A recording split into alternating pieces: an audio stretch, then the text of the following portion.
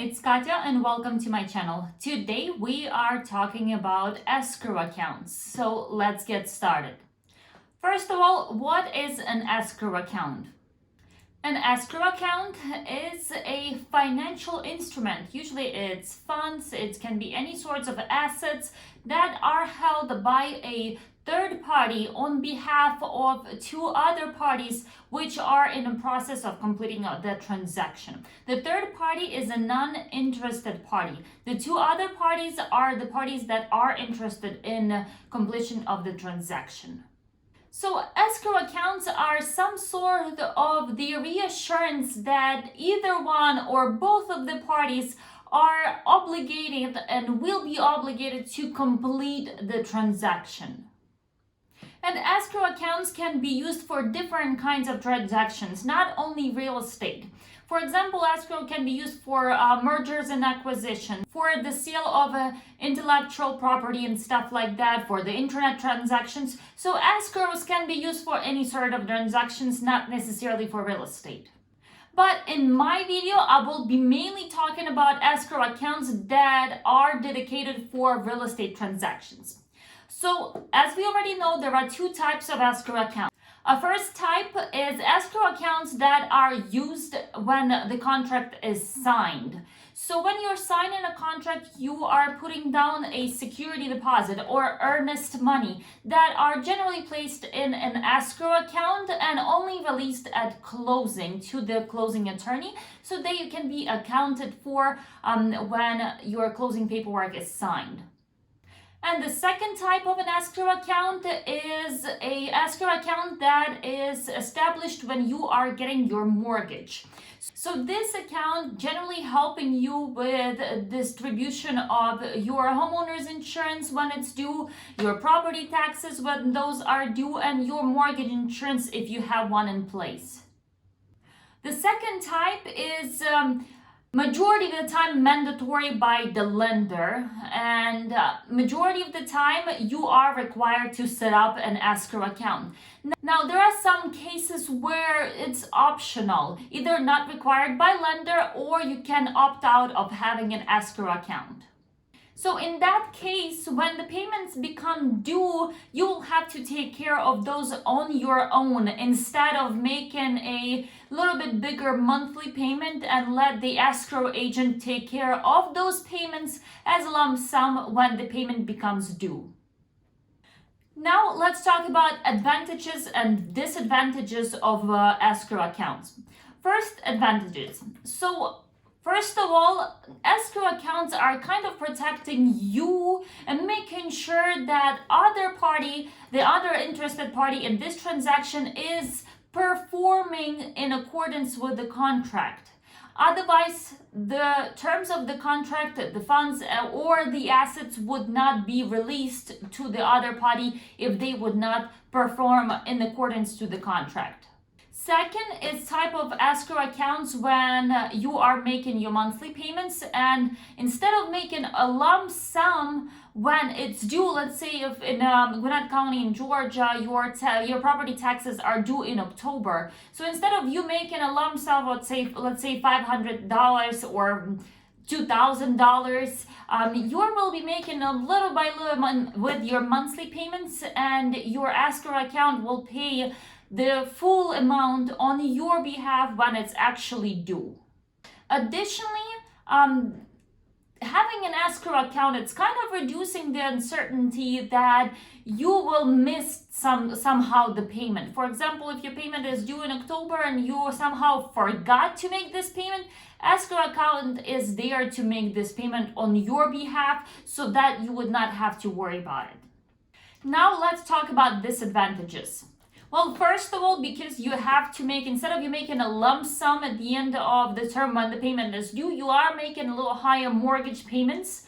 So that it's kind of an inconvenience because you know that this month or this year you have to make a higher payments instead of you dedicating the funds to something else and making a lump sum payment when it's due.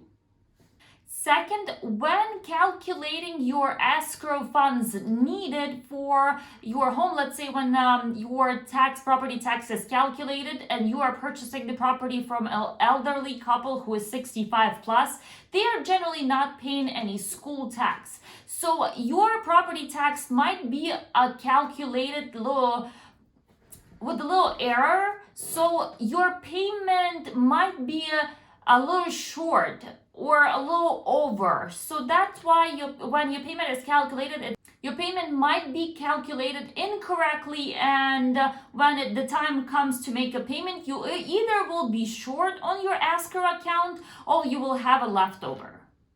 The third thing is when setting up your mortgage, you have to set up the prepaids to have some sort of cushion on your escrow account for the disbursements. Now, that can potentially add a few $1,000s to your closing costs, and that is a disadvantage.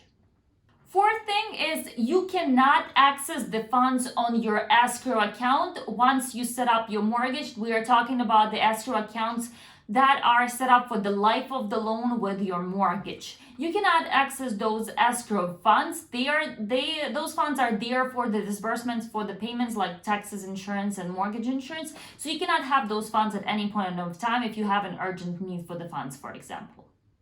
And finally, majority of the escrow accounts are not earning any interest. So let's say if you have a big property and you have to pay like $20,000 in property tax, those funds will be held in your escrow account until the payment is due, would not be earning you any interest, and basically would not be bringing any kind of financial benefit to you. So that is kind of an inconvenience.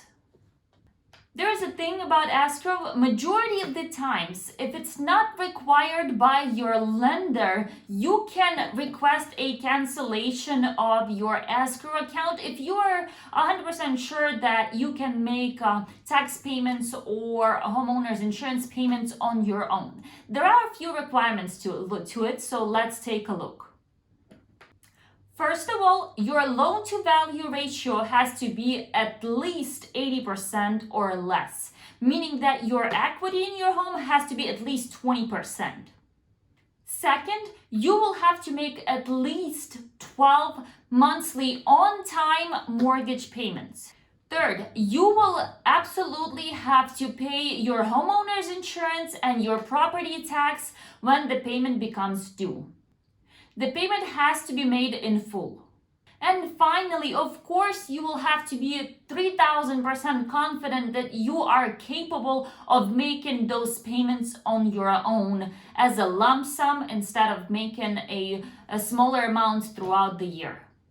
Now, when your escrow payment is calculated, when your prepaids are calculated and your monthly amount is calculated, let's say it was calculated incorrectly and now you have an escrow shortage. Well, you will be offered to either pay a little bit higher monthly payment on top of what you already pay in order to make up for the shortage, or pay to make up for the shortage as a lump sum. Now, if your escrow balance was calculated incorrectly and you have more funds than you need to have in your escrow account, majority of the times your escrow company will send you a check back. But sometimes the check is kept in your escrow account, the funds are kept in your escrow account just for the future payments.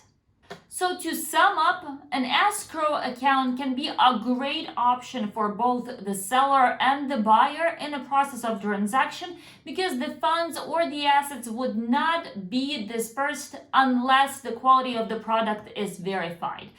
Additionally, when setting up an escrow account with the life of your mortgage, kind of gives you a little bit more reassurance that the payment for your homeowner's insurance, for your property taxes, for your mortgage insurance will be made on time on your behalf, and you would not have to worry about that payment. Thank you so much for taking time to watch this video. If you have any questions, please feel free to reach out to me or comment below, and I will be more than happy to assist you. Thanks again for your time, and if you like this video, please click the subscribe button and thumbs up so that way I know that this information was useful for you. Thanks again, and you folks have a great one.